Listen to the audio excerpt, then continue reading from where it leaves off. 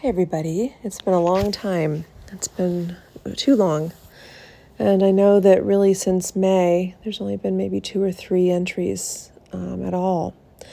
And I was used to doing several a week. So I've had a lot of people reach out and I just appreciate that. I know that it's scary in the community when people are posting and all of a sudden they kind of fall off the face of the earth. We can, fill in the blanks with all kinds of worry and concern, and so certainly didn't mean to leave anybody in that lurch, and I'll be more mindful of that as I move on. I did have to take a little bit of a leave. There were just a lot of things that were going on in life, and as we all know, that no matter what you've got going on, life doesn't stop. It just for people that are in benzo withdrawal or Z-drug withdrawal, or I've got some people on here now that are in antidepressant withdrawal. While you're navigating that, there's all kinds of life events, other illnesses, births, deaths, moves, transitions, losses, all kinds of things. And it's kind of that, cruel joke of, what was that I always heard growing up? God doesn't give us more than we can handle. And, I'm sure that there's plenty of times we're all thinking like, my Lord, how big do you think my shoulders are? But anyway, I'm wanted to come back on and let everyone know that I'm okay. Just like I said, had a lot of things just kind of in life that came up that pulled me away. But again, did not mean to cause alarm, and will certainly be more mindful of that in the future, of at least letting everyone know what's going on.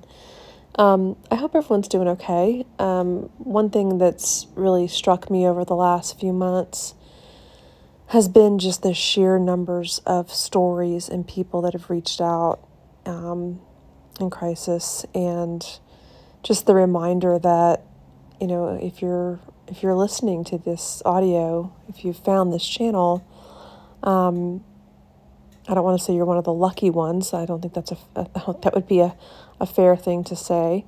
But what I would say is that you're in the know. You've already figured out what's going on. I've been stunned, even just in this last week, where I've been talking to people who are telling me a story about their mom who has suddenly developed schizophrenia at the age of 64, which is basically statistically and clinically impossible. This was also the diagnosis that Jordan Peterson was handed out in his 50s when he came off his Klonopin and entered into akathisia. But this woman I was speaking to this week, her mom diagnosed with schizophrenia in her late 60s, mid 60s, I guess.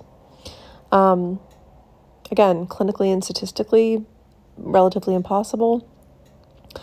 And after digging a little deeper, this person broke down, and she was able to dig up and realize that her mom had been off and on, medications for the last 10 years, and 2 of those drugs were a Z drug and a benzodiazepine, recently changed.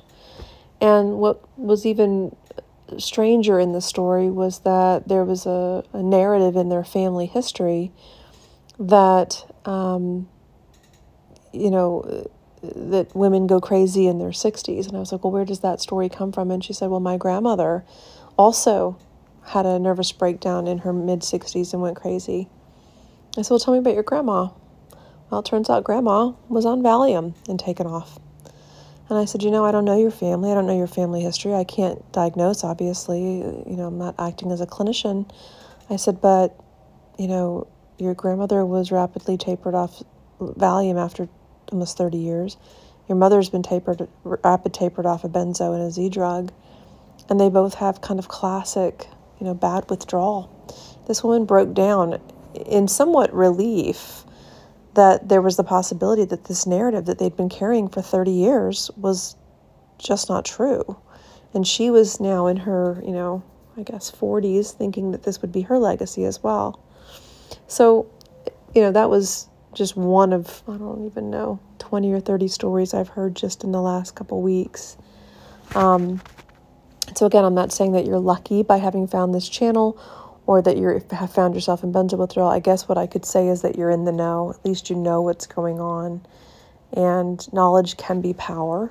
It certainly doesn't change the course of events, doesn't change what you have to go through or endure, but it certainly is better than the alternative, which is not knowing and getting stuck on that hamster wheel, and just continuing to get further and further down rabbit holes.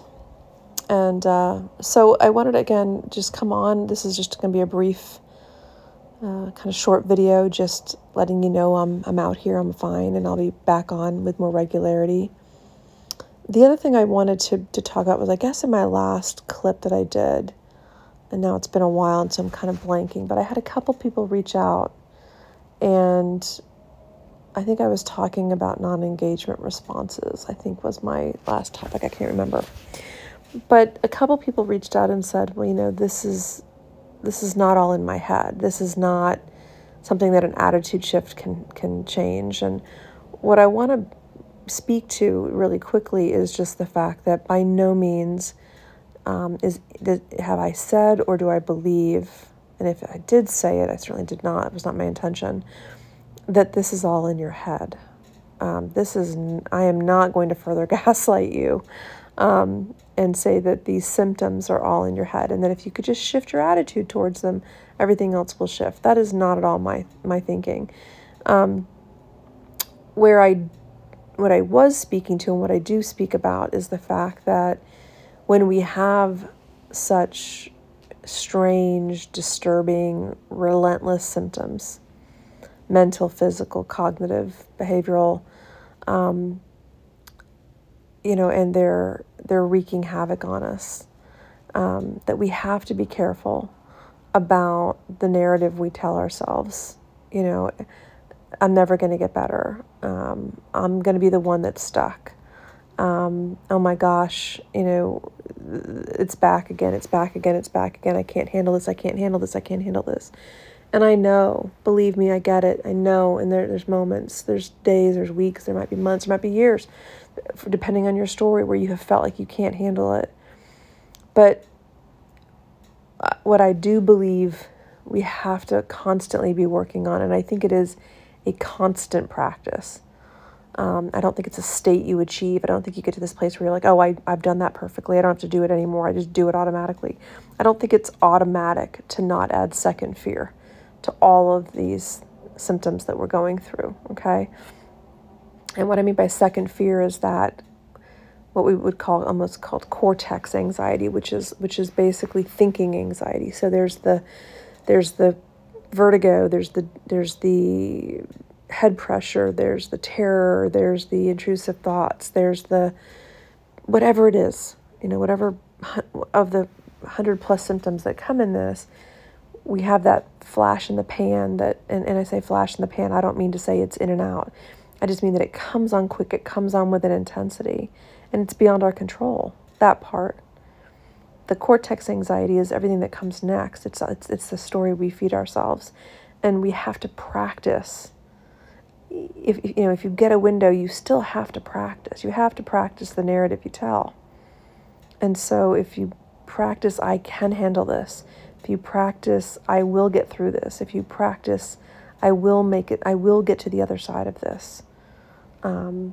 I don't know when. This goes back to my Stockdale paradox that I always talk about. I don't know when that day is going to come. That day is not today. It probably isn't going to be tomorrow. And so for now, I've got to do what I have to do to survive. But I believe that day is going to come. And I do think that matters.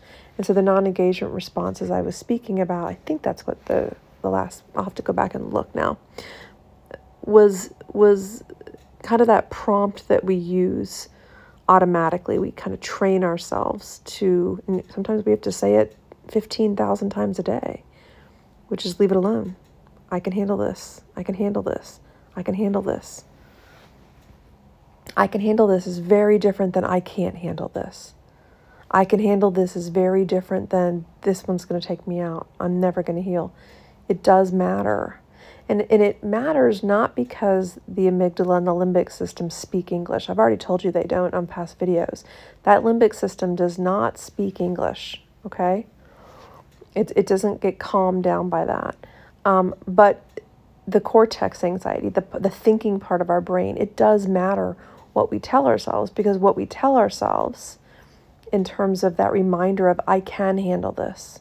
I knew it was going to be this bad. I knew that this was part of it. I developed these symptoms. I know this is part of my repertoire of symptoms. It sucks that I wake up to this every day, but I've come to expect it, and I know that I can get through this day, and I know that I can handle this, because then you're not adding more stress hormone to the already, mad rush of stress hormones that are causing a lot of these problems to begin with. We're not dealing with just cortisol and anxiety. Cortisol and adrenaline and norepinephrine. We're also dealing with GABA and glutamate. We're dealing with all kinds of neurochemistry that's just gone haywire. Okay? But if we add extra stress hormones, which any human being does when they respond and react to something with an oh no, I can't, that is going to send in that flood of cortisol and adrenaline and keep it pumping. That's what we can begin to try to minimize. Doesn't mean the symptoms are going to necessarily abate. Doesn't even mean they're necessarily going to reduce in short order. But that's the piece that, we have to keep chipping away at and practicing. And just like mindfulness or just like self-actualization, it's not a state you achieve. It's a constant practice. And, I was talking to a friend of mine and I was talking about when I'm talking to people and the symptoms are so bad, what it feels like is, you ever pull up next to a car and the bass is so loud that it's pumping your mirrors and vibrating your mirrors in your car, and your head hurts and your ears hurt. And what you don't recognize is that actually, if they would turn the volume down, there's actually a song going on. But because they've got the volume so turned up, all you hear is that mind-blowing bass. And so that's what's happening a lot of times when we get really in the weeds in our symptoms, right? And so when our symptoms are a 12 out of 10, and it's just that bass, boom, boom, boom, boom, boom, boom, boom, and it just feels like you can't get away from it. But when that volume somehow gets turned down, whether you get into a window or symptoms abate a little bit at night, or, just over time, things begin to morph a little bit. And all of a sudden, now the volume's at closer to a 5 and a 6. Now you can make out the words. Now you can get that foothold. And we've got to practice using those times where we can get our foot into a foothold and scale that mountain. We've got to practice using those times so that when the volume gets spun out of control again, we've got some muscle memory of where to put those feet. I think one of the mistakes that so many make, and I know I've made, is that when I'm doing a little better, I forget to practice. I forget to practice my mindset. I forget to practice knowing that, an incredibly sensitized nervous system, just a fiery nervous system like we have, that volume button, it can spin out of control on me. It can spin out of control on all of us. And if we're not practicing in the moments we have, like I said, if nights are better or you get a window, not to bring yourself back to the pit of hell each and every time, but to recognize okay, this same song was playing, but at a level 12 versus a level 3. And I'm going to figure out where these footholds are so that I can begin to practice my mindset, my attitude, my response, so that when it gets out of control, I'm already well versed in this. So I hope that you don't hear me saying this is all in your head. You should be able to will this away. No, absolutely not. It's really just thinking about the human experience of anybody that has extreme symptoms. The normal, natural thing to do is to react with that second fear. It's to react with the, oh my gosh, this is too much for me to handle. Okay, and so we have to begin to kind of work and chip away at that. And some days we're going to be successful, and some days it's going to be a lot harder. Anyway, guys, I won't keep this too long, but wanted to jump on, and I've missed you guys, and I'll be working on getting some new content up soon, and hope everyone's doing okay out there. Take care.